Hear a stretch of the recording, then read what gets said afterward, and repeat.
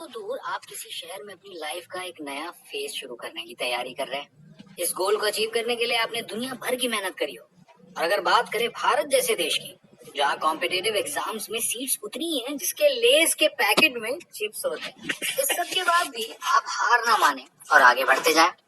लेकिन अंत में आपको ये पता लगे कि जिस सपने के लिए आपने ये सैक्रिफाइस करा था, इतनी मेहनत करी थी, वो असल में एक झूठा था, तो आपको कैसा लगेगा? सपनों की गाड़ी में एक बड़ा सा ब्रेकर आएगा ना, ऐसा ही कुछ होता है उन लाखों एस्पायरिंग जॉब सीकर्स के साथ जो अपनी ड्रीम कंपनी में नाम कराने के इरादे से जाते हैं और आखिरकार एक टॉक्सिक वर्क कल्चर का शिकार हो जाते हैं। हेलो दोस्तों, मेरा नाम है देवांग तिवारी और आज हम डिस्कशन करेंगे टॉक्सिक वर्क एनवायरनमेंट के कल्चर के ऊपर। कैसे वो इंसान के ओवरऑल डेवलपमेंट पर असर डालता है और उन्हें मजबूरी के अंधेरे में धकेल देता है। आज की ग्लोबलाइजेशन के दौर में दुनिया एडवांसमेंट्स के मामले में जितना करीब बढ़ी है, उससे कई ज्यादा गुना बेसिक ह्यूमन डेंसेंसी में गिरी है।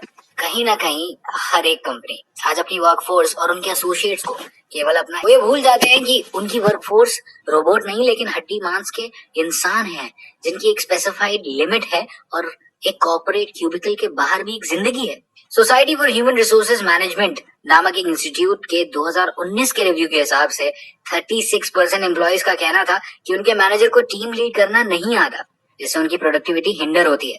जबकि 25% एम्प्लॉइज का कहना था कि वो अपने ऑफिस स्पेस में अपना ओपिनियन प्लेस करने में हिचकिचाते हैं। क्या आप सोच सकते हैं, एक ऐसा वर्क स्पेस जहाँ आपकी क्रिएटिव और डिफरिंग वॉइस को कोई सुनने को ही तैयार ना हो? ये चीज शायद सुनने में उतनी खतरनाक ना लगे, लेकिन ये केसेस कई बार सीरियस कन्फ्लिक्ट, हैरेसमेंट या डिस्क्रिमिनेशन के भी हो सकते हैं। 40% एम्प्लॉइज का कहना था कि वो अपने मैनेजर के साथ एक ऑनेस्ट वर्क कॉन्वर्सेशन नहीं कर पाते, जिसकी वजह से इंस्ट्रक्शंस क्लियर नहीं होते और टास्क कंप्लीट नहीं होता। 57% लोगों का कहना था कि उनका वर्कलोड उन्हें पूरी तरह से एग्जॉस्ट कर देता था, जिससे उनकी पर्सनल लाइफ में असर पड़ता है। इसको समझने के लिए एक रिलेटेबल एग्जाम्पल देखते हैं। हमने कई बार अपने पेरेंट्स को उनकी शिफ्ट के बाद या ऑफिस के आने के बाद चिड़चिड़ा होते हुए देखा है, और जब हम बच्चे होते थे तो हम इसको हमारी ही कोई शैतानी या भूल सोचकर भुला देते थे। लेकिन ऐसा नहीं, एक टॉक्सिक वर्क स्पेस किसी की हेल्थ पर बहुत खराब इम्पैक्ट डालता है।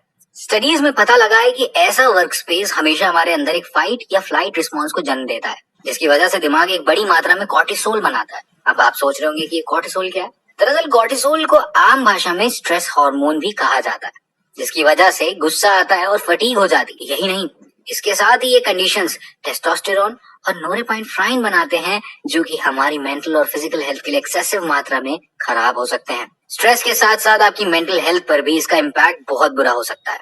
अब आप सोच रहे होंगे कि अगर ऐसे वर्क स्पेस के इतने सारे बुरे पॉइंट्स हैं, तो लोग इन जॉब्स को छोड़ क्यों नहीं देते हैं? इसका जवाब भी कहीं ना कहीं उनके वर्क कंडीशंस में ही पाया जा सकता है। एक करियर ओरिएंटेड डिसीजंस लेने के लिए माइंड की क्लैरिटी का होना बहुत जरूरी है, और जब एक इंसान एक ऐसी जगह काम करता हो जहां उनकी सारी एनर्जी स्ट्रेस के चलते खत्म हो जाए, तब उनके लिए छोटा फैसला लेना भी मुश्किल हो जाता है। एक तरह से स्लीप पैरालिसिस से कंपेयर किया जा सकता है, जिसमें हम करना तो बहुत कुछ चाहते हैं लेकिन मजबूरी के चलते कुछ कर नहीं पाते। बहुत से केसेस में देखा गया है कि एक टॉक्सिक वर्क स्पेस आपकी सोचने समझने की शक्ति को खत्म सा कर देता है, जिसकी वजह से हम अपने थॉट्स का एक्सप्रेशन नहीं कर पाते, या आपको डिप्रेशन के भद्दे सर्कल में गिरा सकता है। ऐसी नेगेटिविटी केवल कोविड के टेस्ट में अच्छी लगती है और कहीं भी नहीं।